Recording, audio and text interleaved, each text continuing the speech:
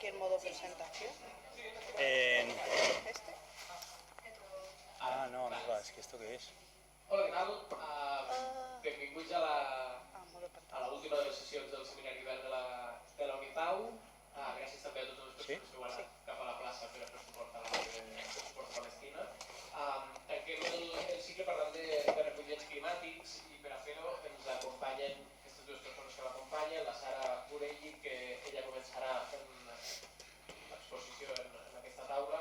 Ella és economista i ecofeminista, responsable d'Administració i Finances de Conciencia Afro, militant de Sosracismo Madrid, exresponsable de Finances Sostenibles de Ecologistas en Acción, a més és coautora d'Alerta Greenwashing i és traductora de Negra, la vida desconocida de Claudette Colbert.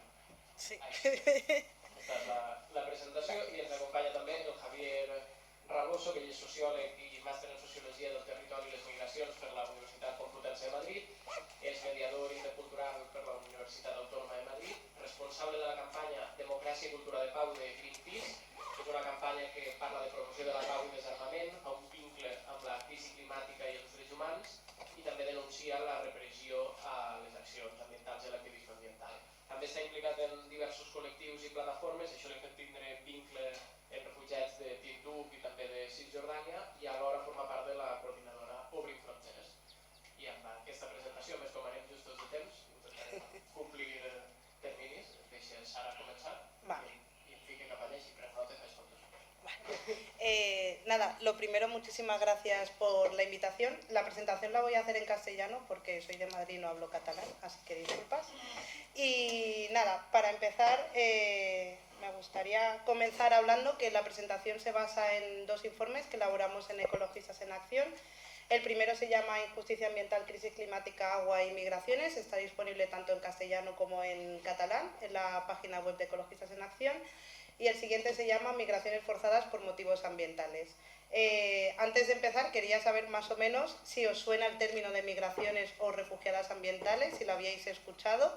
Esta presentación es simplemente una pequeña introducción con unas nociones básicas, porque es verdad que es un tema que se puede analizar desde muchas ópticas y es un tema bastante complejo. Así que, nada, lo primero de todo sería a qué nos referimos cuando hablamos de refugiadas. Aquí, sobre todo, hacemos mención a la Convención de Ginebra de 1951, en el que se habla de que las personas refugiadas son aquellas desplazadas por motivos étnicos, religiosos, de entre otras muchas razones, de pertenencia a un Estado y que solicitan asilo en otro lugar. Y lo más importante de la Convención de Ginebra es que esa protección tiene que ser reconocida por otro Estado. Esto va a ser muy importante porque a lo largo de la presentación veremos cuál es uno de los conflictos principales de las migraciones ambientales, que es esa falta de reconocimiento como tal dentro de los desplazamientos que se producen. Cuando hablamos de desplazamientos, hay dos formas sobre todo, desplazamientos internos y desplazamientos externos.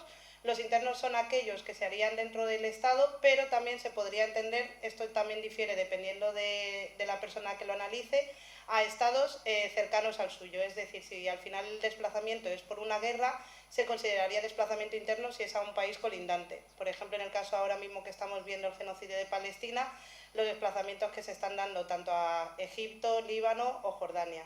Y los externos son aquellos en los que sí que se cambia de estado, pero se cambia de estado más lejano o incluso de continente, que en la mayoría de casos son la minoría, por así decirlo. La siguiente pregunta que cabría hacerse es ¿a dónde van y por qué se marchan? Y aquí nos encontramos una de las sorpresas, por así decirlo, que cambia un poco la narrativa que vemos en los medios occidentales. Este mapa, por ejemplo, de Amnistía Internacional es un mapa antiguo de 2019. Me imagino que dentro de unos años, cuando salgan los siguientes, se podrá ver cómo ha cambiado, pero ya de primeras nos hace ver una cosa, que es que la mayoría de refugiados que solicitan asilo político no es en países del norte global, al contrario de lo que nos intentan decir en los medios de comunicación, de que tenemos una avalancha o palabras parecidas. En el caso, por ejemplo, de este mapa, era el contexto 2019, vemos que Turquía es uno de los países que más recibe, fue justo coincidiendo con la guerra de Siria, Alemania también por refugiados sirios, pero también encontramos Jordania con 2,9 millones, que ahora desgraciadamente habrá aumentado la cifra que destaca, por ejemplo, los refugiados palestinos, Bangladesh, Pakistán. ¿Qué nos hace ver esto? Bueno, pues esto si lo relacionamos también con otro informe que publica Oxfam Intermón, vemos como 6 de los países más pobres del mundo acogen el 50% de los refugiados. Sin embargo, los 6 países más ricos del mundo solo acogen el 9%. Esto ya nos hace ver una de esos cambios de narrativa en los que nos dicen siempre, ¿no?, como que desde Europa no podemos acoger a tanta gente. Entonces aquí tenemos datos tanto de Amnistía Internacional como de Oxfam que ya están desmontando ese relato que nos hacen ver, ¿no? ¿Cuáles son las causas de estos desplazamientos? Y aquí es donde llega una de las problemáticas con las migraciones ambientales, que es que son múltiples las causas que lo provocan. Por un lado tenemos el hambre y la pobreza, la ausencia de expectativas mejores, las guerras, pero también la expulsión del territorio por desastres climáticos, el cambio climático o el agotamiento de los recursos naturales. Dentro de todos estos motivos, y es una de las dificultades que vemos para poder ponerle la etiqueta de migraciones, desplazamientos, refugiados climáticos, ambientales, ahora veremos por qué hay tantos términos, es porque una causa no es la única. Por ejemplo, tengo aquí... Oh, mierda. Bueno, voy a pasarme a este y ahora le doy para atrás. Creo que este ejemplo es muy esclarecedor, es el caso de Siria, ¿no? Vemos como todo empezó con una sequía, la desertificación provocada por esta sequía, lo que llevó a un colapso agroalimentario, lo que luego llevó a conflictos sociales y acabó derivando en una guerra. Tal y como lo tenemos ahora recogido en el estatus bajo la Convención de Ginebra, estos refugiados sirios serían refugiados políticos, pero no podemos ignorar que uno de los orígenes de esos conflictos y esas luchas estaba en el medio ambiente. Aquí es donde nos tenemos que preguntar, ¿se podrían considerar refugiados ambientales o climáticos porque fue como de las primeras causas, o nos quedamos con la última, las consecuencias, que es la guerra que se acabó produciendo en Siria? Esto aquí para pensar, porque para mí también es complicado como poder separar una causa de otra, pero aquí sobre todo esta información la podréis encontrar más en el informe de Ecologistas en Acción, pero para entender qué es lo que consideramos una migración ambiental forzosa. Bueno, hay mucho texto, pero básicamente sería aquellos desplazamientos y movilidades urbanas que se provocan debido a cambios o bien repentinos, ya pueda ser, por ejemplo, una inundación, un tornado, etcétera, o progresivos, que los progresivos también tienen esa otra dificultad de medición, de qué se considera un cambio progresivo, cómo podemos saber que cuando hay una desertificación en el terreno es algo progresivo y no ha sido por otras causas, ¿no? Y se ven obligadas a abandonar su territorio para ir a otro lugar. Los desplazados ambientales ahora mismo son muy difíciles de contabilizar, por lo que he mencionado, y también otra de las causas que se suelen ignorar suele ser qué ha provocado esos cambios progresivos, ¿no? Y aquí es donde viene también esa otra crítica más desde el enfoque decolonial, que es el papel que tienen las empresas extractivistas en esquilmar los recursos. En este caso, por ejemplo, vemos que la mayoría de migrantes ambientales, refugiados ambientales, son del sur global, pero normalmente no solemos analizar como qué empresas o qué es lo que ha pasado para que esas personas tengan que salir de ahí. No lo he puesto aquí porque no quería que se hiciera muy larga la presentación, pero en el informe de Ecologistas en Acción hay 5 casos de estudio en los que se analizan en detalle. Tenemos el caso de Senegal, de Colombia, de Vietnam y del Ártico. Ahí se puede ver como el papel de las empresas, cómo ha provocado que al final se tengan que dar estos desplazamientos humanos. Y ya lo último, bueno, como he mencionado, estas migraciones son multicausales, entonces ahí es donde nos encontramos el primer problema. Y aquí ya, para no dar mucho la chapa, las preguntas que nos debemos hacer para poder calificar las migraciones es qué ha motivado su desplazamiento y preguntarnos si ha sido forzoso. Aquí se puede, bueno, no sé si se ve muy bien, bueno, que está un poco pequeñito. Esto es del informe de Ecologistas, ¿no? La complejidad que tiene. Como he mencionado en el caso de Siria, podemos ver ahora mismo, estamos en una crisis mundial del agua y aquí en Cataluña ya se está empezando a ver. Además, agravado por la crisis climática, provoca que la población cada vez más sea más vulnerable. Esta vulnerabilidad se detecta de 2 maneras, tanto en las condiciones económicas como en las condiciones sociales, lo que provoca también una inmovilidad. Entonces, a partir de aquí, dependiendo de esa movilidad, podemos calificarlo como migraciones forzadas o voluntarias. Voluntarias hasta cierto punto también, porque si al final tú estás viviendo en un territorio pero no tienes recursos de los que vivir, aunque no sea, nadie te esté poniendo una pistola en la cabeza, de cierta manera se podría calificar también como forzosa, ¿no? Aquí tenemos el mapa también, que quería justo detenerme un poco más. Esta crisis del agua, aquí tenemos dos ejemplos muy claros, ¿no? En el delta del Ebre y en la manga del Mar Menor, que aquí cabría preguntarnos, ¿no? Estamos viendo como ahora mismo, no lo he señalado en el mapa, pero también podríamos incluir Andalucía en este caso, cada vez más hay una crisis del agua. Si toda esta población se tuviera que desplazar a otro territorio, ¿cómo se consideraría? ¿Serían refugiados? ¿Serían migrantes? ¿Serían ambientales? O sea, sobre todo para pensar de aquí como a unos años vista, ¿no? Y estos desplazamientos, que entendemos que en su mayoría podrían ser internos, ¿qué provocaría? ¿Podría provocar también más crisis y podría provocar a lo mejor conflictos territoriales? ¿Cómo se reconocería, no? Esto es como sobre todo porque creo que muchas veces nos ponemos más en un marco internacional y pensamos como que si pasa algo en Uganda nos ponemos en modo de hay que proteger Europa, que viene la gente, pero no pensamos en qué es lo que va a pasar en nuestro propio territorio, ¿no? Entonces, aquí, cuando esto empieza a suceder, ¿cómo lo llamaremos? ¿Cómo lo atajaremos? ¿Qué soluciones intentaremos poner? Soluciones previas son necesarias, ¿no? Que esto es la financiación para adaptación y mitigación al cambio climático, pero si eso ya no es suficiente, ¿cuál sería el siguiente paso, no? Estos son como preguntas que lanzo al aire porque yo tampoco tengo una respuesta, pero para que seamos conscientes de ello. Y nada, aquí llegaría una de las discusiones que existen ahora mismo a nivel de términos, que es la definición de migrante versus refugiado. Entonces, aquí en migraciones ambientales incluiríamos esas migraciones que he mencionado antes, tanto internas como que se desplazan a otros países. Podría servir, en el caso de migrantes, abrir esa Convención de Ginebra para que los países que reciban estos migrantes tengan que acogerles obligatoriamente, pero el problema de utilizar este término es que a lo mejor no se pondría en valor la importancia de la prevención y de la adaptación al cambio climático. En el caso de utilizar el término refugiado ambiental, lo que hacemos es que llama la atención, porque yo creo que en el imaginario colectivo la palabra refugiado suena más grave que migrante, porque parece como que es muy forzado, como que es una situación sobrevenida. También obliga a que si tú pones el estatus de refugiado, el país de acogida te tiene que acoger. Aunque recordemos, por ejemplo, que en el caso español tenemos ahora mismo 122.000 peticiones de asilo en espera, sin solución. O sea que aunque exista también esa obligatoriedad, los países buscan la manera de poder escaquearse. Y también podría servir utilizar esta Convención de Ginebra para poder aceptar que efectivamente la crisis climática ya se está haciendo notar y que es necesario acoger a las personas que ya no pueden habitar en ese territorio. En cuanto a un poco de datos y de números, también aquí tenemos controversias. Hay como dos corrientes. Por un lado, la corriente más alarmista y la corriente más escéptica.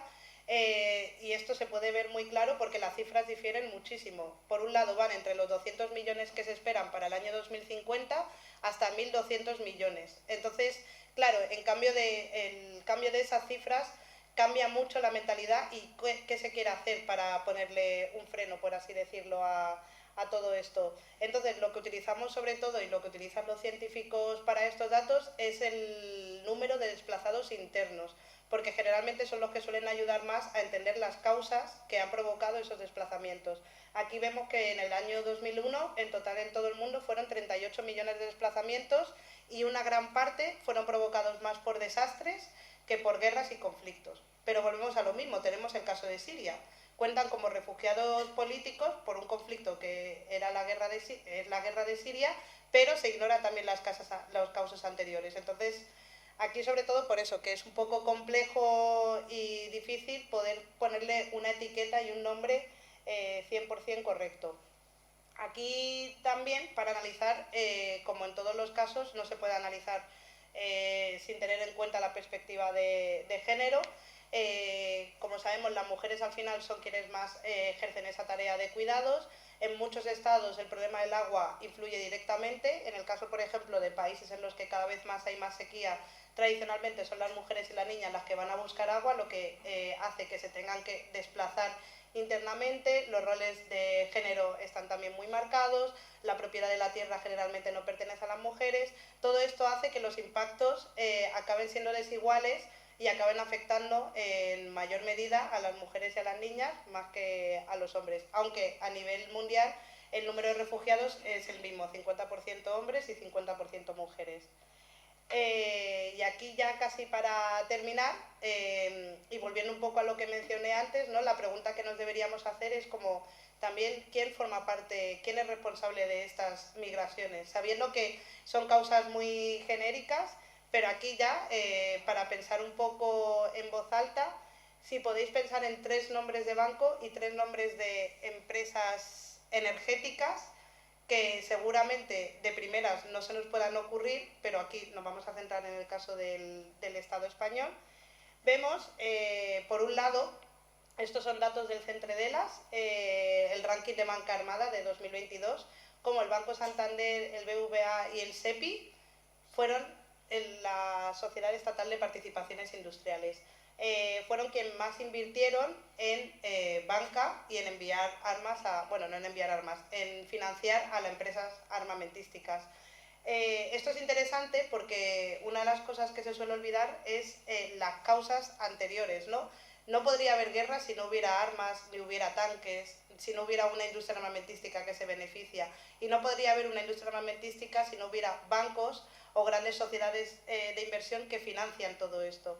Entonces aquí también es interesante porque creo que ahora se puede, lo estamos viendo, ¿no? Y una de las campañas principales es Stop vender armas a Israel, o en el caso de hace unos años con Yemen, como también, y aquí entro ya con la parte de las finanzas sostenibles, nuestro dinero también cuenta para eso. Parece que cuando pasan cosas en el resto del mundo no tenemos responsabilidad, pero tenemos una responsabilidad siendo conscientes de dónde metemos nuestro dinero, de qué se hace con nuestro dinero, de poder exigir una rendición de cuentas, y esto es una de las causas que acaba provocando todos esos desplazamientos, y nosotros, aun sin ser conscientes, somos partícipes de ello, sabiendo que además esto es una industria muy grande y que no, la responsabilidad individual es como una responsabilidad mínima, pero que podemos hacer cambios también incluso desde nuestra propia economía. Y en caso de las empresas, aquí tenemos como 10 de las empresas españolas, esto es de la marea climática, representan el 56% de las emisiones que produce el Estado español. Por ejemplo, Repsol, que siempre está en el top 1, por desgracia. Tenemos el caso del vertido de Perú, ¿no? Y también tenemos esa otra variante de la parte más complicada de poder exigirles como una respuesta, ¿no? Por ejemplo, en el caso de Perú, desde Ecologistas en Acción y desde Greenpeace también intentamos ver si había posibilidad de ejercer un litigio, pero era muy complicado porque las empresas, ellos subcontratan a empresas locales, las empresas locales dicen que no conocen a Repsol, Repsol dice que no conoce a las empresas locales, y entonces ahí entramos como en un círculo vicioso en el que es más difícil exigirles. Pero claro, ese vertido de petróleo lo que provocó es que los pescadores locales ya no podían pescar, tenían que irse a otro territorio. Les ofrecían alternativas como meterse en el interior, pero si son regiones pesqueras no se pueden ir al interior, ¿no? Entonces, como también esa otra parte que no vemos, que es el de las empresas multinacionales en este caso, que ejercen problemas en otras partes del mundo y que no vemos. Y luego vendría aquí, que se hablaba bueno, hay un libro en la alerta greenwashing que yo coescribí una parte, cómo también llega esa parte del greenwashing de estas industrias, ¿no? Como luego, si veis un anuncio de Repsol, no vais a ver el vertido de Perú, vais a ver la energía eólica, las placas solares, vais a ver como todo es súper verde, también como le meten mucho feminismo también, como todo súper bonito, pero no te cuentan cómo esto al final acaba afectando vidas y acaba provocando todos estos desplazamientos. Tendríamos luego a Endesa y a Naturgy, pero bueno, sobre todo a nivel grande, Repsol sería como el más principal. Y ya casi para terminar, creo que he ido muy rápido. Perdón. estos son como pequeñas alternativas, ¿no?, de cuál podría ser la mejor solución. Eso es a nivel jurídico, o sea que si hay juristas aquí pueden opinar muchísimo mejor que yo, pero hay como varias propuestas sobre la mesa, ¿no?, que sería como una adopción de una serie de medidas coordinadas y complementarias, tanto a nivel estatal como a nivel regional y mundial.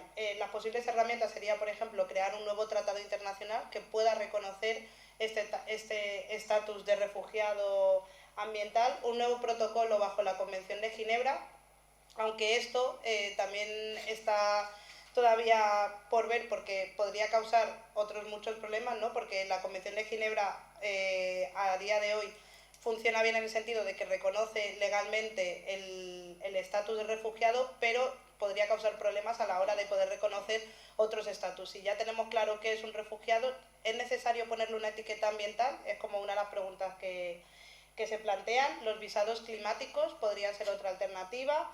Y luego las reubicaciones planificadas, que ahora mismo, por ejemplo, podemos ver el caso de Australia y Tuvalu, que en noviembre pasado firmaron un acuerdo en el caso de que la isla ya fuera inhabitable, que podrían tener este visado climático y vivir en Australia como ciudadanos de pleno derecho. Lo que pasa es que eso todavía no es vinculante, todavía no hay datos, o sea, es simplemente un acuerdo al que han llegado y habría que ver cómo se podría implementar eso. Y luego también otro asunto sería como no escaquear la responsabilidad de la financiación climática antes de que suceda, porque eso también es otra problemática que pueda haber. Si ya estamos pensando en estatus de refugiados climáticos es porque ya estamos dando por hecho que el cambio climático ya no tiene solución. Entonces parece que si ya aceptamos eso nos quedamos sin la parte de prevención y de mitigación. Entonces ahí también cabría preguntarse si parte de la respuesta tendría que ser antes de que sucedan estos eventos extremos y sobre todo para evitar los eventos más progresivos como pueda ser esta desertificación o sequías. Desde ecologistas todavía tenemos ahí muchos debates abiertos, pero sí que creemos que es necesario que el norte global tenga que ser responsable, ¿no? Como hemos visto antes, con tanto hacer responsables a las empresas, a los bancos que participan en todo esto, también proveer de financiación al sur global, sobre todo en adaptación, mitigación, y una de las luchas que lleva viendo en los últimos años de pérdidas y daños para que los países del sur puedan hacer frente a los efectos de la crisis climática, y luego, por supuesto, sí que ver las maneras legales de qué alternativas se le puede proveer a la gente que ya se está viendo forzada a migrar, pero sobre todo siendo conscientes de que todavía estamos a tiempo de minimizar los efectos de la crisis climática. Y ya lo último, bibliografía, os dejo por aquí el libro de Migraciones Climáticas de Beatriz Felipe, que es ahora mismo quien más lleva el tema, el informe de Ecologistas en Acción, que tenemos los dos, y creo que por mi parte eso sería todo. Creo que he ido muy rápido.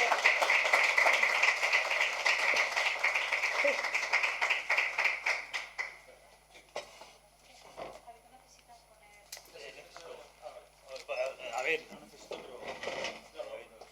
Vale, dame el pendrive. Dame el pendrive. Ah, pones directo. Sí.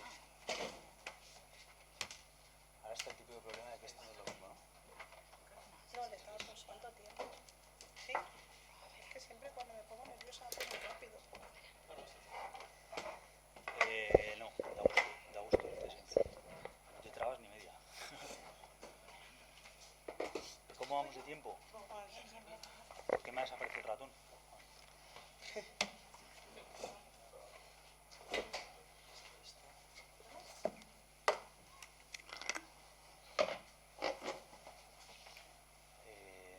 ¿Y por qué aparece esto?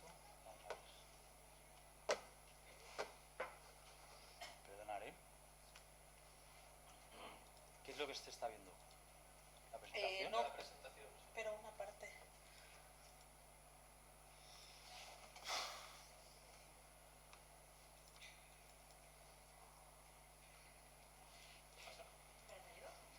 Que hay una parte que es la pantalla. Ah, claro, porque estoy aquí. Calla.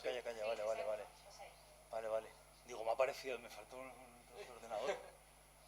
Venga, pues lo ponemos al inicio, ¿no? Sí. Y esto... No, más aquí. Pero ¿dónde pone Es presentación? que no me llega al cuello. Ahí está. Se ve bien, ¿no? Vale, ¿con el tiempo más o menos? Pero bien que es. Media hora tenemos. Para todo. Para ti, después preguntas. Yo utilizo a ti si te creo 25. Vale. Te regalo 10 minutos. No, al revés.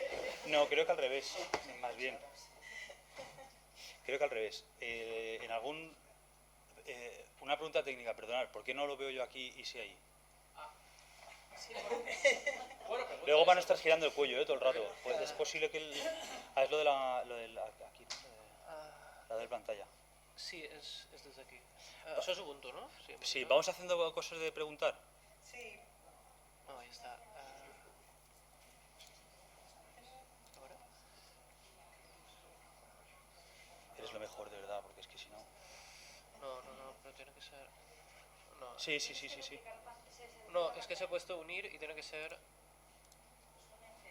A ver, tener cambio. Ahora. Sí, pero aquí no se ve nada. Ahora no se ve el otro lado. Creo que solo hay una de las dos. No, es que Puede una de las dos, ¿no? no, és que hauria de fer que fos la mateixa imatge, saps? Sí, pero creo que no se puede. Aquí con este, sí, yo tengo Sí, problemas pero si Sara lo tenía puesto en... Sí, lo que passa és que el altre era Windows i este és Ubuntu, i no sé. Ah, vale. Bueno, perdonad las cosas del directo. Si ese sistema voleu operativo fer alguna diferente... pregunta abans, com... Sí? Sí, Claro. tira un gancho i provem això. Venga, vamos a empezar. ¿Cómo vais de... buenas días. Yo voy a hablar... Yo soy de Barcelona, pero vivo hace muchos años fuera y no tuve la suerte de poder aprender catalán como se debe. Así que como no puedo sostener en catalán la charla, lo haré en castellano. Y sin embargo, pues si nos preguntáis, como se entiende también, pues el idioma con el que estéis más cómodas o cómodos, lo hacéis. Como Sara ha hecho una exposición que a mí, de la cual yo he aprendido mucho, me ha parecido magistral y ha ido de pe a pa sin respirar, por otro lado, y sin... Pero sin solución de continuo, sin interrupción ninguna, más o menos muchas de las cosas que están en la presentación, más o menos vamos a tener miradas distintas. Igual podemos discutir de algún pequeño asunto, pero como trabajamos conjuntamente de una perspectiva muy parecida, Ya está. ¿Sí? Mira el informático. bueno, pues eso. Gracias. El trabajo conjunto sí, imposible. Vale, os diré, haré una reproducción básicamente de la situación de las migraciones climáticas y si os parece bien, perdón, ¿se oye? Y si os parece bien, pues vamos intercambiando. A lo mejor yo me sentiré tentado, puede ser, a haceros alguna pregunta para construir colectivamente alguna de las cosas, ¿vale? Así nos ahorramos que os calléis y que luego hagáis la pregunta al final y demás, para alguno de los términos.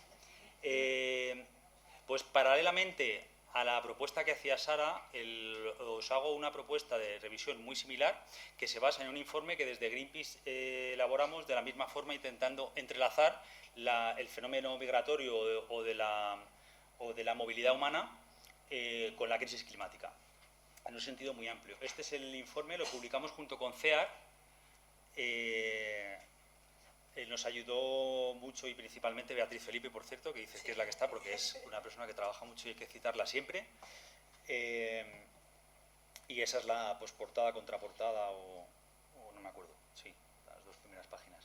Luego cuando os pasamos materiales, ¿no? Pues luego os pasamos todos los informes y demás. Ponemos ahí la comparar.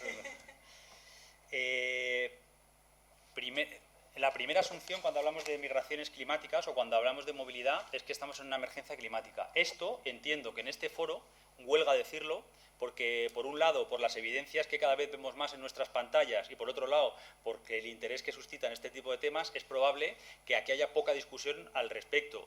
Pero bueno, está puesto porque no... digamos es importante remarcarlo porque la situación toca todos los palos de los que ya iremos hablando ahora mismo o posteriormente, sociales, políticos y medioambientales y atraviesa a nivel de causas y consecuencias el mundo que hoy habitamos.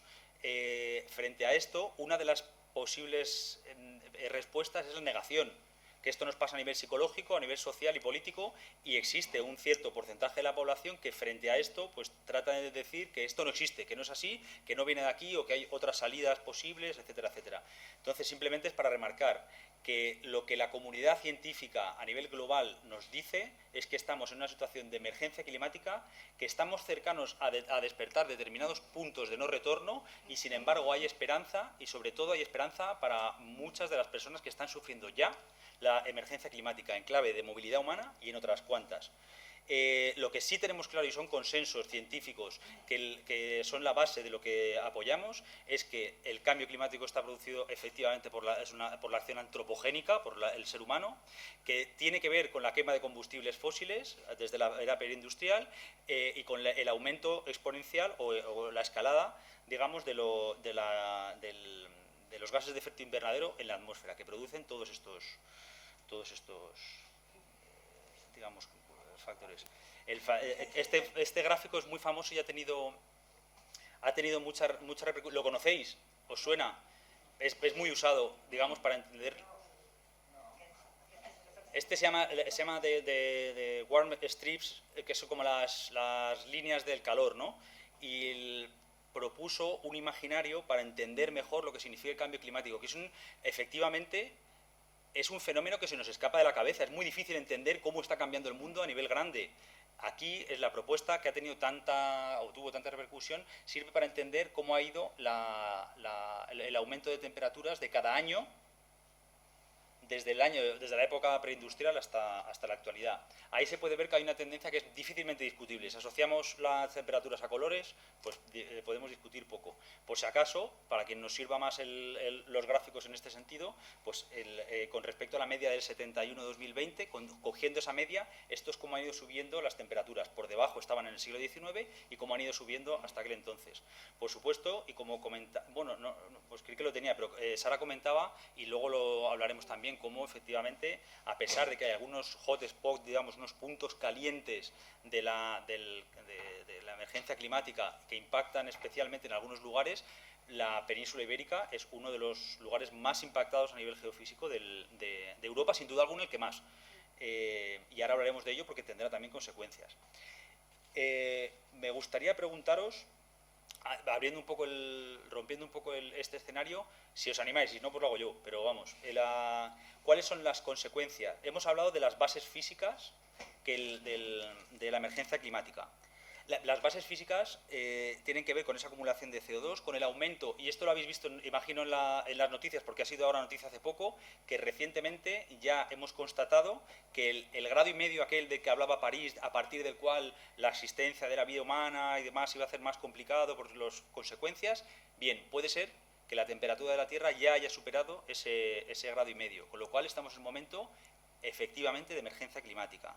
Esto tiene consecuencias sobre todas las dimensiones, digamos, físicas del planeta, algunas que son más difíciles o fáciles de abordar, como la desestabilización de la corriente del chorro, que es aquella corriente que mantiene, digamos, las temperaturas, por decirlo de alguna manera, entre el polo norte, por ejemplo, o entre los polos y los trópicos. Es lo que hace que, por ejemplo, tuviéramos la Filomena aquí, ¿recordáis? Y que algunas personas negacionistas decían, bueno, pero ¿cómo va a haber cambio climático si aquí hace más frío? Bueno, que haga más frío también forma parte de la emergencia climática que vivimos, de la desestabilización del sistema climático regular que se ha dado en los últimos milenios.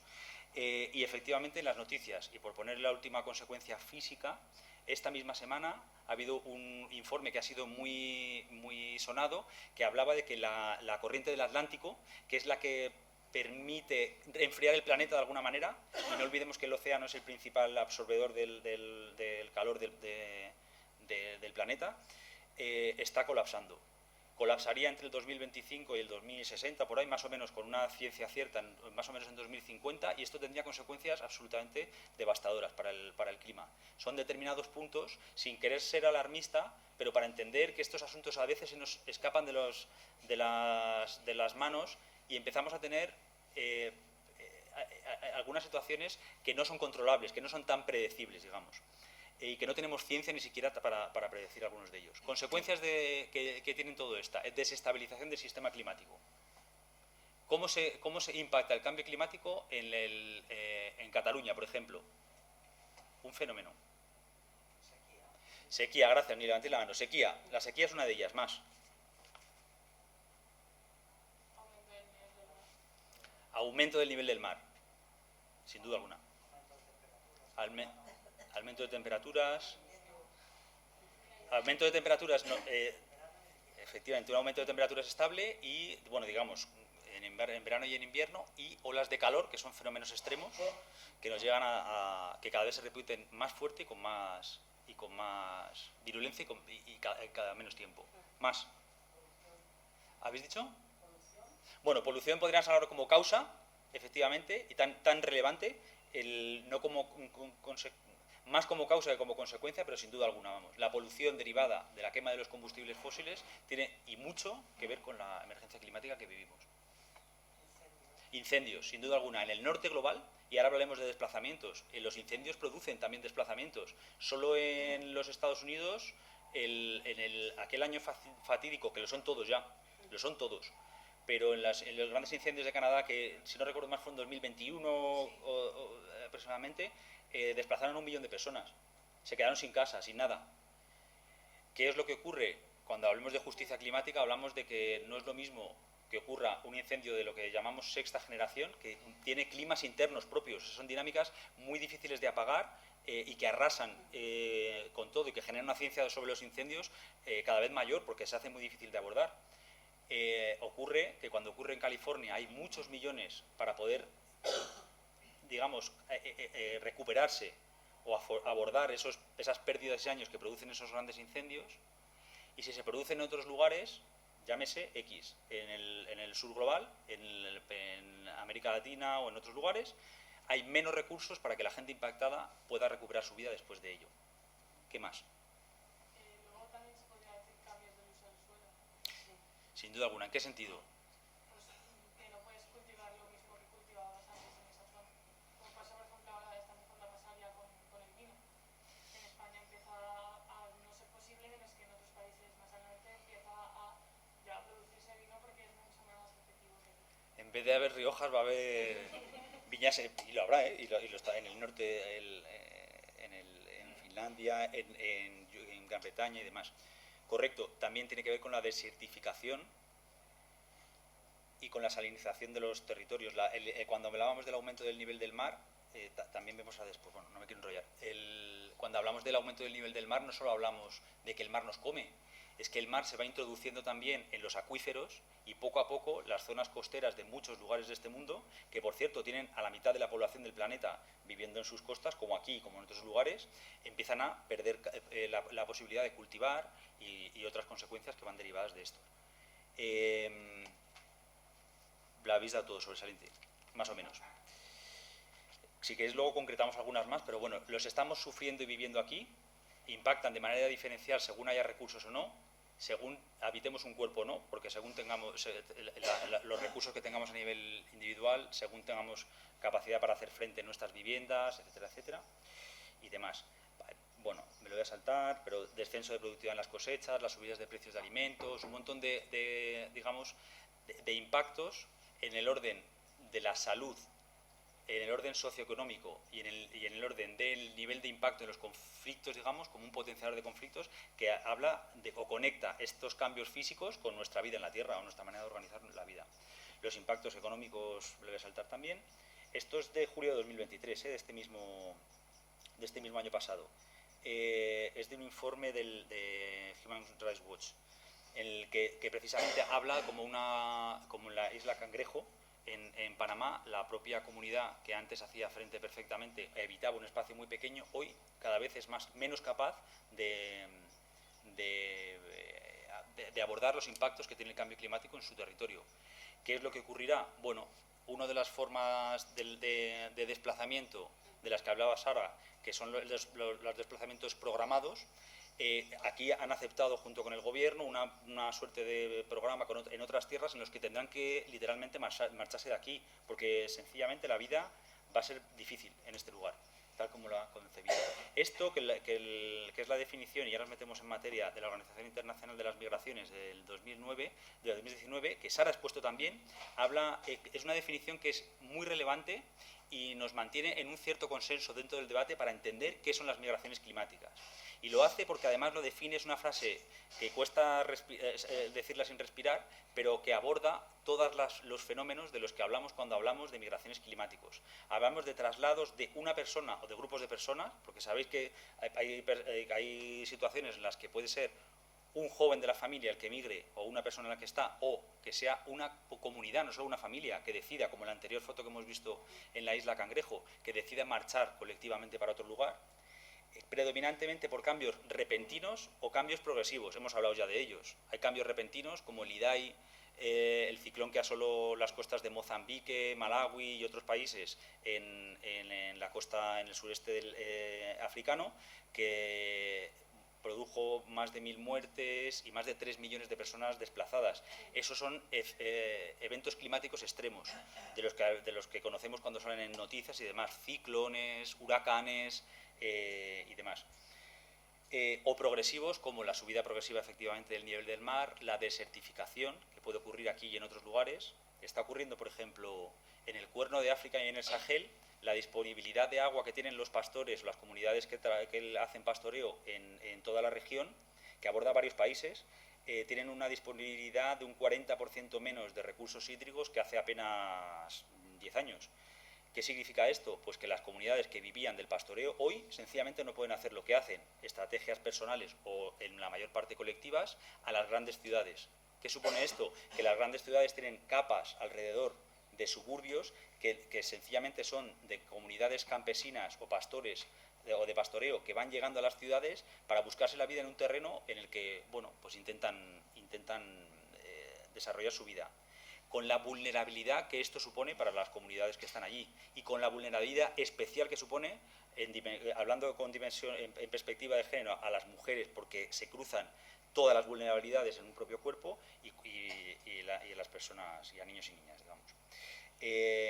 Habla de que están obligadas a abandonar su lugar de residencia o habitual debido a los efectos del cambio climático, u optan por hacerlo, efectivamente, algunas que tengan que salir corriendo porque llega el ciclón o ya destroza su casa, u otras porque poco a poco se va cambiando y deciden marcharse, ya sea de forma temporal o permanente. Esto habla de los modelos de migración que tienen que ver con el cambio climático.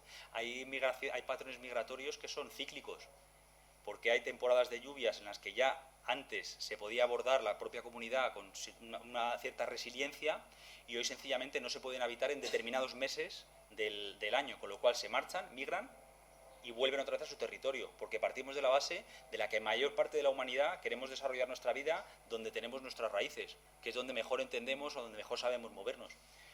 Y lo hacen dentro de un Estado, desplazados internos, lo hacen cruzando alguna frontera internacional, y ya sea, que puede ser continental o no, en su mayoría no. ¿Cómo se caracterizan?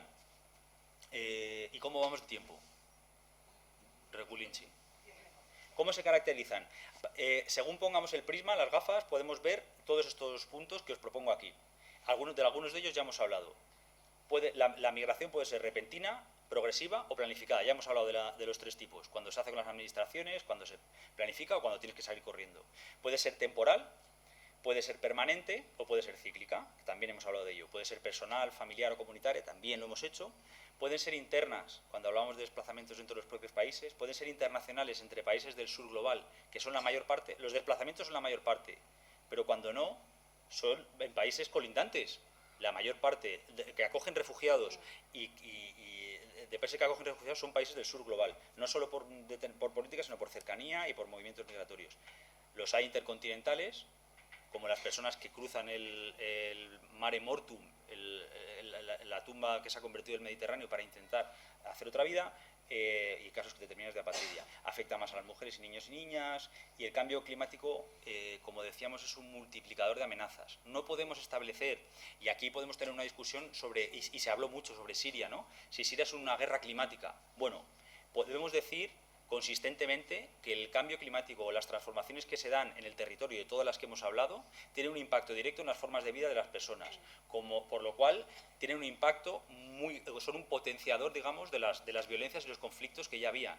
a las personas vulnerables les supone más vulnerabilidad, pero es que además tenemos que competir por recursos. En la misma zona del Sahel o en el Cuerno de África, cuando las comunidades se tienen que desplazar con su ganado, obviamente colisionan con otras comunidades de pastoreo con las que antes no colisionaban.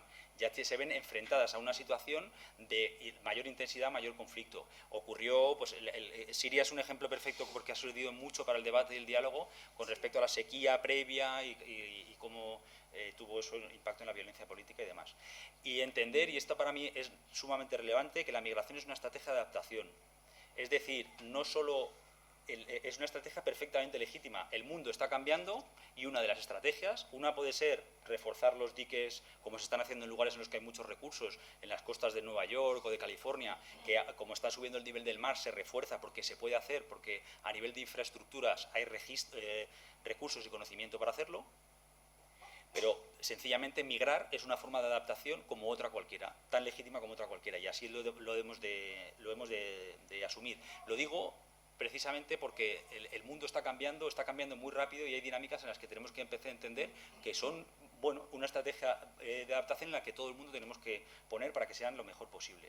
Las migraciones climáticas en cifras, la voy a saltar, pero bueno, el análisis de datos secundarios, los datos que tenemos, Sara comentaba también, hacer un análisis numérico de las personas que migran por cambio climático es muy difícil. Es muy difícil por varios motivos. Uno de ellos es porque los registros serían, efectivamente, como podéis imaginar, en muchos lugares muy complicados de monitorear. Y por otro lado, porque ya lo hemos dicho, el cambio climático es un potenciador de algunas situaciones, pero establecer una correlación directa entre cambio climático y migración es muy difícil, por no decir erróneo, con lo cual sería mucho arriesgarse decir hay tantos migrantes climáticos. Pues no. Hay tantas personas que a tenor del cambio climático que ha sufrido otra situación y demás, han tomado la decisión de migrar, por ejemplo. Lo que nos ofrece el Centro de Monitoreo del Desplazamiento Interno, que es el que nos da datos a todas las personas que trabajamos en este ámbito y que trabaja efectivamente en desplazamientos internos, no en aquellos que hemos hablado que cruzan fronteras, sino en desplazamientos internos, nos hablaba en el año, este es 2020, quiero recordar, ya está no está actualizada, en el último todavía no ha salido, pero ocurre, como podréis imaginar, que estos cambios, ha cambiado mucho la foto y ha cambiado mucho principalmente por Ucrania y por Palestina. Por Palestina menos, porque digamos el desplazamiento está siendo... Bueno, esto es bastante obvio, ¿no? De momento, pero sin duda alguna tendrá un impacto en esta fotografía, en esta infografía. Aquí se divide entre lo que veis marrón y lo que veis azul. Lo que veis marrón son relacionado con la violencia política y los conflictos, y lo que veis en azul son las catástrofes medioambientales. A catástrofes medioambientales no corresponde el 100% a eventos climáticos extremos. Dos puntualizaciones. Una de ellas es que una catástrofe medioambiental también es lo que ocurrió en la isla de La Palma. Esto no tiene que ver con el cambio climático y está reflejado aquí. Ocurre también volcanes, terremotos, otro tipo de situaciones que están registradas pero que no conforman correlación directa. Y por otro lado, hay huracanes y estos eventos climáticos extremos, eventos meteorológicos extremos que ya sucedían anteriormente. Lo que hace el cambio climático es aumentar su intensidad y su frecuencia. Los hace más virulentos y más comunes, pero también existían anteriormente, entonces hay que tomarlo con cierta precaución. Lo que sí es cierto de los datos que derivan del Centro de Monitoreo del Desplazamiento Interno es que ya podemos considerar que hay más desplazados por causas ambientales que por guerras. Y a niveles absolutos, pues sin duda alguna, cada año se bate récords, igual que de temperatura, de desplazamientos. El fenómeno del desplazamiento humano es un fenómeno que no hace más que crecer porque las bases que sostienen la migración no hacen más que crecer también. Ahí tenéis los desplazamientos, ahí tenéis, vamos, los desastres relacionados con el tiempo, los geofísicos, que son las erupciones volcánicas o ¿cómo se llama esto? Terremotos, gracias. Y demás. Bueno, ahí está. Esto es de lo que hablábamos, ¿no? Cada vez hay más desplazamientos ambientales. Decimos que el asunto, y se enmarca además en este seminario, que las migraciones climáticas son un asunto de justicia climática y desvelan, sin duda alguna, una fotografía de injusticia climática.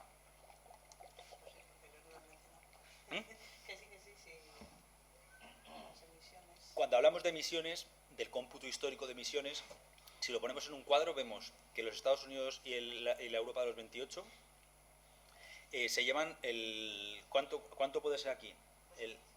2/3 decimos, bueno, más o menos, 2/3 de las emisiones históricas, es decir, si hemos asociado al principio del todo que esto ya está reconocido científicamente, que es antropogénico y tiene que ver con la quema de combustibles fósiles a partir de la revolución industrial,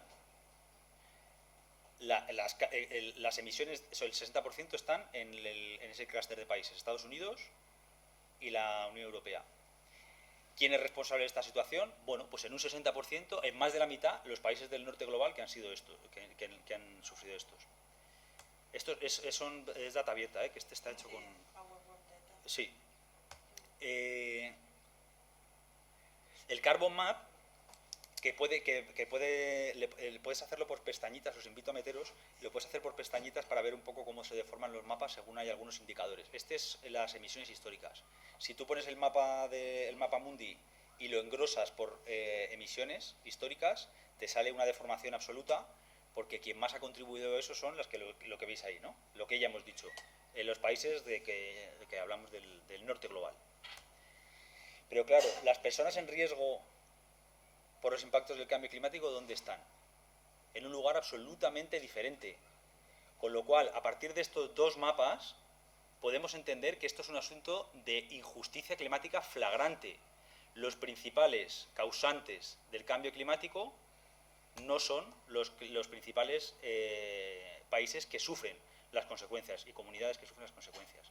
¿Qué lugares son los más afectados? Bueno, el Global Climate Risk Index del German Watch, esta está en 2019, no sé si se ha actualizado, creo que no, estas son las últimas. El último es de 2021, me parece. Pero bueno, nos habla, este es el acumulado de 2000 a 2019, que es más consistente, ¿vale? No es un solo año, sino que son 2 décadas. En 2 décadas, ahí tenéis por el índice de riesgo, basado en determinados indicadores, dónde está. Se puede ver perfectamente dónde están los mayores, digamos, los países más vulnerables al cambio climático. Este concreto es de 2019. 2019, si os fijáis, Australia tuvo que ver con aquellos incendios, bueno, que se repiten año tras año, pero que han tenido momentos de pico que han sido absolutamente desoladores. Pero bueno, ahí lo tenéis, ¿no? India, Bangladesh. El 2019 habla también de el IDAI, que está ahí en Mozambique, Malawi, Zimbabue, etcétera. Estos son los países más afectados en el acumulado de 2000 a 2019. En este ranking, desde Puerto Rico, Myanmar, Haití, Filipinas, Mozambique, las Bahamas, Bangladesh, Pakistán, Tailandia y Nepal. La pérdida, se hace la pérdida de cálculo en millones de dólares. Esto es especialmente grave, porque es que aquí ha habido, si hablamos en clave de colonial, ha habido mucha extracción del sur global de recursos. Hay países ricos que se hicieron ricos, o nos hicimos, en base a extraer de otros lugares, y hay países que están perdiendo, no es que se queden desprovistos de esos recursos, es que fruto de la emergencia climática están perdiendo muchos recursos. Por eso decimos muchas veces que son los países responsables de este impacto los que tienen que hacerse cargo de financiar la transición energética allí y la capacidad de adaptación allí. Y las pérdidas no económicas, efectivamente. Algunos casos concretos, algunos de los que expusimos en el informe que os pasaremos, son ejemplos de casos en los que son flagrantes y han tenido mucho impacto, y hay mucha evidencia científica y mucha correlación directa entre los impactos y la migración climática. El corredor seco centroamericano es uno de ellos. Las caravanas de las que hablábamos, la que habéis visto, que salían de personas migrantes que salían hacia los Estados Unidos, todas las consecuencias que tiene sobre el discurso del debate público en los Estados Unidos y demás. Las migraciones están siendo un eje central, y aquí sí, el corredor seco centroamericano tiene mucho que ver con el impacto que ha tenido la crisis climática, especialmente sobre el uso de los suelos, sobre la pérdida de cosechas. Los años que han sido catastróficos en sequías o en inundaciones, que son patrones que cada vez son menos previsibles, que es lo que necesita una economía estable, han pillado cada vez peor a todas las comunidades agrícolas que sencillamente no tienen territorio donde cultivar, no tienen capacidad para sobrevivir o para ganarse la vida con ello, y cogen en los pétates y marchan, a veces en familia, a veces en comunidad, en esas caravanas que veíamos, con toda esa vulnerabilidad, con todas las violencias que se sufre desde el momento de salida hasta el momento de llegada, si es que se llega, etcétera, etcétera. Vanuatu, Sara ha hablado de aquella situación de los pequeños estados insulares del Pacífico, que son pequeñas islas que suponen, no afectan a tanta población, pero suponen un caso de estudio paradigmático y ocupan gran parte del debate público y tal. Pero bueno, ¿por qué? Pues porque, o sea, digamos, como en la subida del nivel del mar, que es uno de los efectos más evidentes, si te dejan sin país, estamos hablando de que va a haber estados que no tienen territorio asociado. Hay países que tienen legislación y que tienen gente, pero que no tienen tierra. Y esto entonces nos supone un reto también incluso para la regulación jurídica internacional de cómo hacemos con las personas, cómo abordamos este caso, ¿no? Y bueno, pues ocurre. Esto que ocurre, y antes lo hablábamos, no solo es que se esté quedando debajo del mar, es que además sus tierras están quedando prácticamente incultivables por la salinización de los acuíferos. Impactos en el norte global, de los que ya hemos hablado, en Australia, en Canadá, en los Estados Unidos, pero también en España o en el Estado español, que hemos visto incendios de cada vez con mayor virulencia, que impactan cada vez en una franja mayor. Esto nos ocurre a organizaciones medioambientales. Nosotros respondemos mucho a las cosas cotidianas que ocurren en forma cotidiana. Incendios nos buscan mucho cuando hacemos, y en la época de incendios teníamos toda una estructura interna esto es más chascarrillo, pero sí, en fin, verano. para responder a los incendios, para responder mediáticamente pero es que esa campaña cada vez es más larga y cada vez es más intensa, entonces cada vez necesitamos más gente sencillamente para responder a lo que está ocurriendo desde momentos muy tempranos, antes del verano. La península ibérica es el lugar sin duda alguna más vulnerable de Europa. Ahí tenéis, ¿acordáis de lo que publicábamos, de lo que antes compartíamos? Si lo comparásemos, que no lo vamos a hacer ahora, pero el cambio es mayor, ¿vale? De la media. Estamos hablando de que si hablamos de aquel famoso 1,5 que se decidió en París, a partir del cual, etcétera, pues mirar, trazar esa línea horizontal y mirar por dónde estamos ya. La temperatura anual, la sequía anual, por supuesto, aquí podéis ver cómo la cuenca del Ebro sin duda es una de las grandes, la más afectada, vamos. Y demás, los impactos que tienen fundamentalmente de todos los que hemos hablado, y los conocemos porque los estamos viviendo en nuestra propia economía, en nuestras comunidades y en el debate público cotidiano, es por supuesto la desertificación del sureste, de la península ibérica, que esto da lugar a migraciones futuras, porque hay lugares que antes estaban acostumbrados a determinados patrones climáticos y cada vez más se están convirtiendo en desiertos. En desiertos en el peor sentido de la palabra, porque los desiertos están repletos de vida, pero las zonas desertificadas no. La subida del nivel del mar, el cambio en los usos del suelo y las pérdidas agrícolas que están detrás también de algunas de las consecuencias que estamos viendo ahora cuando agricultores salen a las calles precisamente porque bueno, esto es más complejo, digamos, pero tiene que ver con el sustrato vital, ¿no? Los agricultores viven literalmente de lo que ocurre en el terreno y están sumamente impactados. Esto es una imagen que quisimos trasladar de cómo podía verse, esto es Montserrat, ¿no? Bueno, de cómo podía verse en unos cuantos años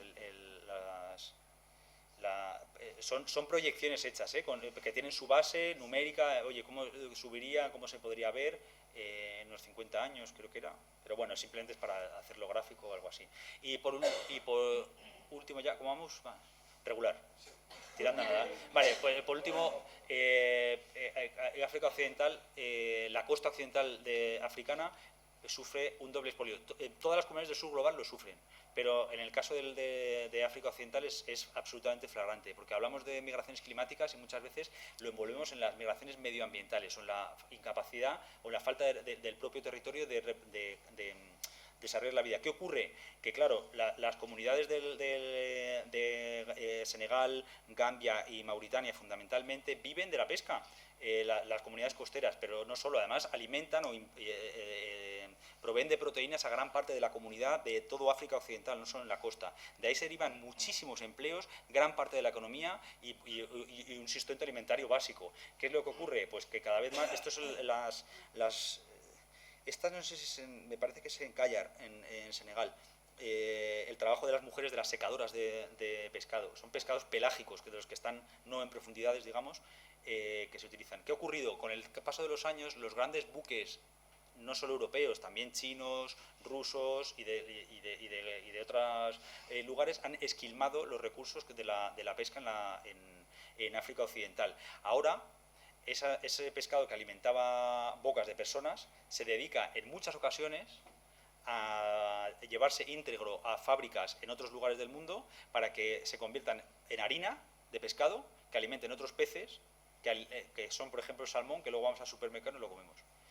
Ese trámite, a través de ese trámite, digamos, esos cambios en la economía, en la demanda global de pescados determinados, ha hecho que, en vez de alimentar esos peces pelágicos, en vez de alimentar a millones de personas en África Occidental, alimentan a salmones para que luego, salmones, cerdos y otros.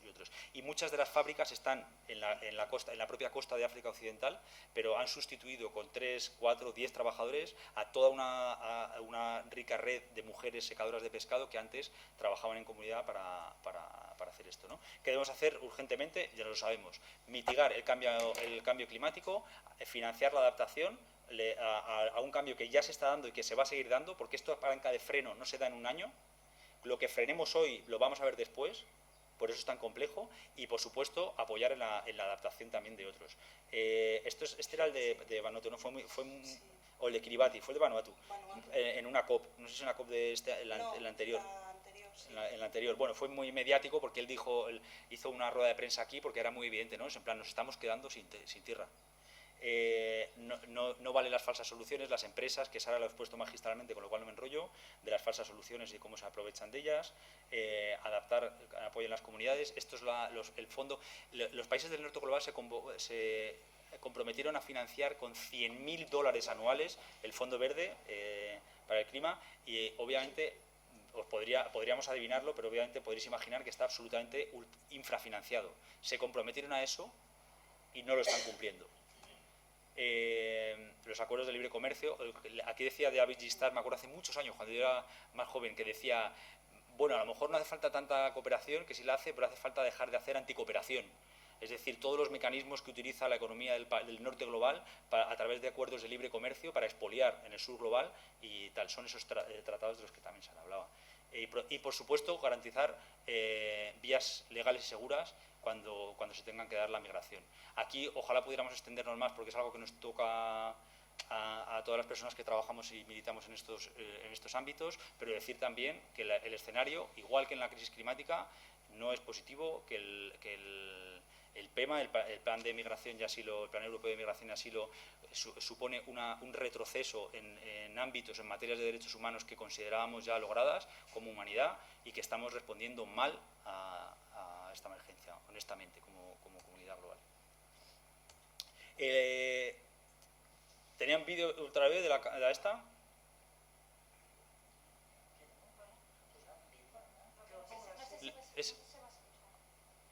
¿Lo probamos si no? Vale, pues no se oye porque... Vale, no, pues nada, pues ya está hecho. Si no, esto... No, yo estaba sin volumen, sí, tienes toda razón. Mira. No, se oye desde el ordenador, pero bueno. De aquí lo tenéis. Pero vamos, era el vídeo de la campaña cuando publicamos el vídeo, ¿vale?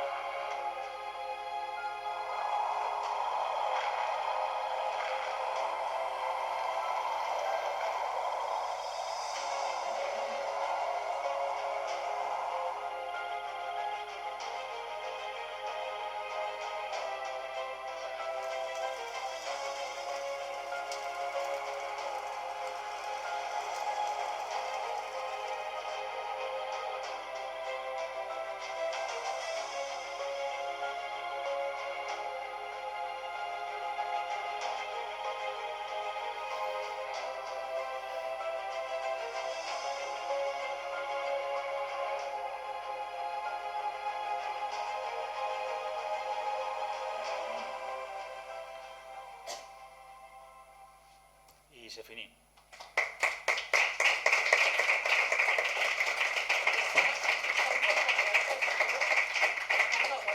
Está en la web. De todos modos os lo pasamos con materiales, os pasamos el vídeo y la web. Sí. ¿Alguna pregunta?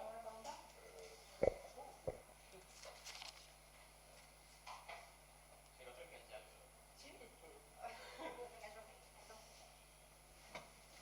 Vale, una de las últimas imágenes que has puesto son de molinos de viento, de placas solares y demás, ¿no? Que es una adaptación, pero que además tiene un vínculo estrecho con las empresas que antes comentábamos, que generan problemas y muchas emisiones. Entonces, ¿cómo tiene que ser esta transición? Porque a lo mejor iniciativas más pequeñas tienen una capacidad de impacto total mucho más humilde y en cambio la capacidad de estas grandes empresas, a pesar de todo el resto, tienen más capacidad de impacto. ¿Cómo veis eso? ¿Cómo se puede actuar? Sara, dale. Yo le doy, pero pues no lo pongo. Está complicada, ¿eh? ¿Los dos? Vale. Espera, me pongo así. Sí, o sea, bueno, desde Ecologistas en Acción sí que creemos que esta adaptación y la utilización de las joder, ahora no me sale. De las renovables debe ser a pequeña escala, no confiamos para nada en las grandes empresas y también siendo conscientes de que hasta las energías renovables tienen consecuencias, ¿no? O sea, me imagino que en la sesión anterior se habrá hablado también del informe de lo de YE, del litio, de todas estas materias primas raras, ¿no? Entonces hay que ser cuidadosas y hay que ser conscientes. Lo que sí sabemos es que ninguno de estos cambios se puede hacer sin una reducción drástica del consumo que hagamos y por eso es como siempre el tema del decrecimiento por delante y apostar por las pequeñas comunidades, sabiendo que en la posición en la que estamos ahora mismo las grandes empresas son quienes tienen más medios para poder llevarlo a cabo. Entonces ahí dependiendo de con quién hables habrá gente que te diga bueno pues aceptamos durante X tiempo un periodo de transición que sean estas empresas las que se encarguen, pero apostar más por comunidades energéticas, pequeñas comunidades y demás, y luego, sobre todo, reducir el consumo, pensar qué cosas tenemos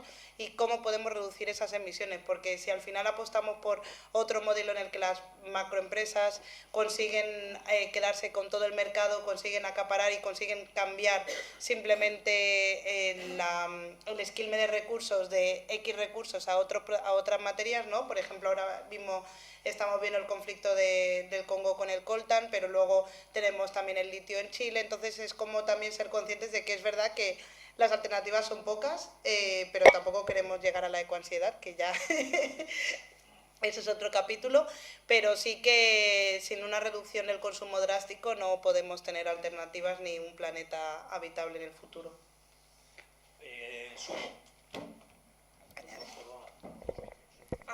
Nos ponemos cerquita, sí. Sí, ya está. Soluciones, estamos ante un reto, cada año es más complicado, con lo cual las soluciones perfectas no existen. Reducción, sin duda alguna, soportar lo que la propuesta que hace Sara y que hace ecologistas como Greenpeace y como todas las personas que trabajan, organizaciones que trabajan en este ámbito. Primero, reducir, pero a su vez planificar la transición energética, es decir, no parcelar, no utilizar trucos, tener una planificación conjunta para poder hacerla.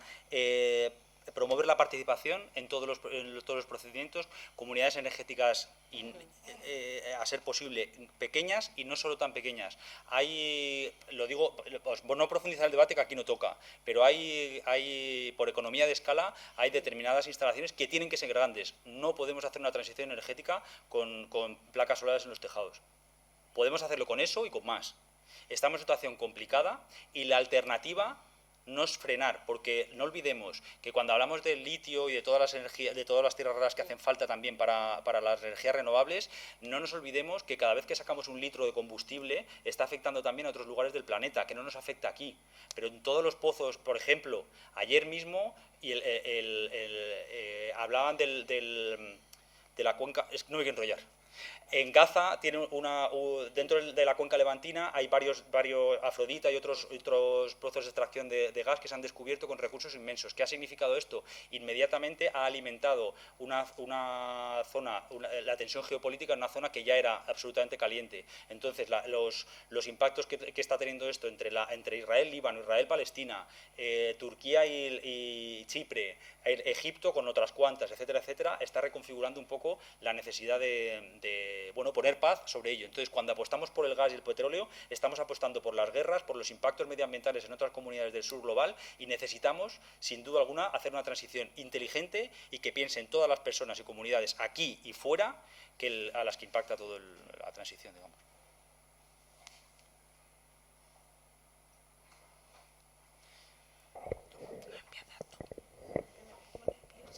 Hola, yo tengo una pregunta que me gustaría que valoraras un factor que creo que no ha aparecido todavía en el debate y que está muy vinculado, entiendo que quizá no por contexto, pero está muy vinculado al tema de las migraciones climáticas, que es el proceso de acaparamiento de tierras por parte de las empresas, también del Estado. Pero sobre todo me gustaría que valoraras el grado de incidencia creciente y que creo yo que es un factor de primer orden en importancia en la alteración de estos fenómenos. ¿De acuerdo? Sí. Gracias, dale, Sara. ¿Eh? Dale. Sí. Por supuesto es uno de los factores principales y ahí es donde quería yo mencionar, es que al final, claro, en la presentación no quería alargarme mucho, pero volvemos a lo mismo, a la parte de la responsabilidad corporativa de las grandes empresas, ¿no? Porque además este acaparamiento en muchas ocasiones se suele hacer a base de mentiras o de ofrecer falsas alternativas, ¿no?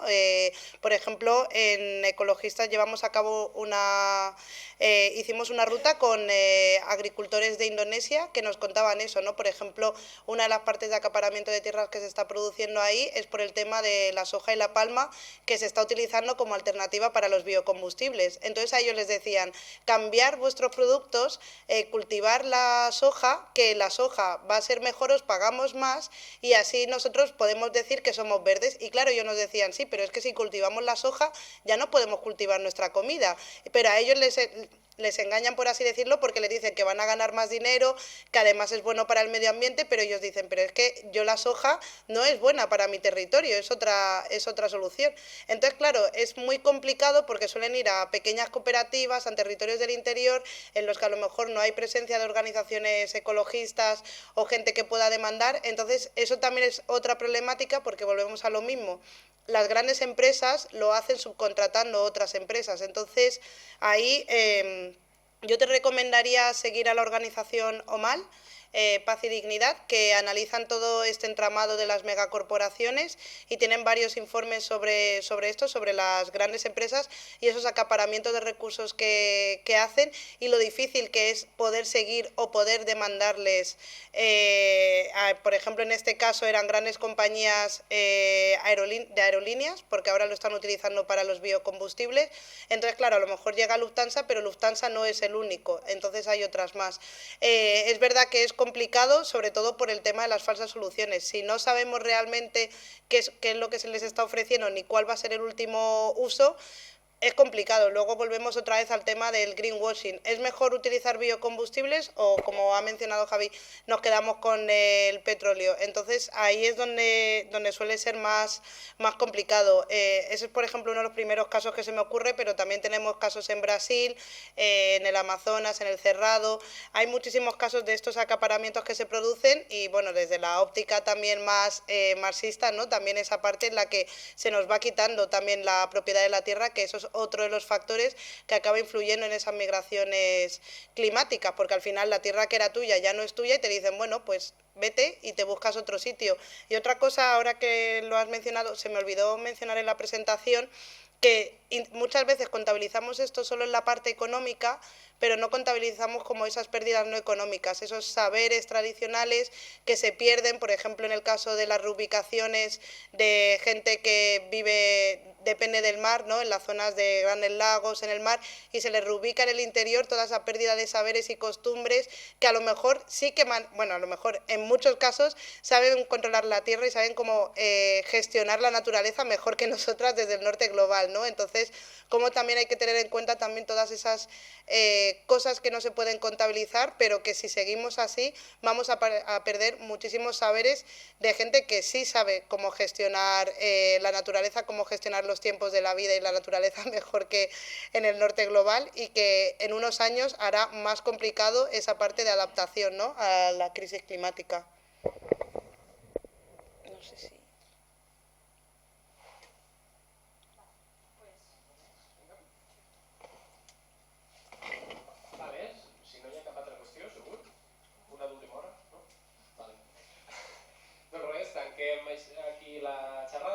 última del seminari. Gràcies a tots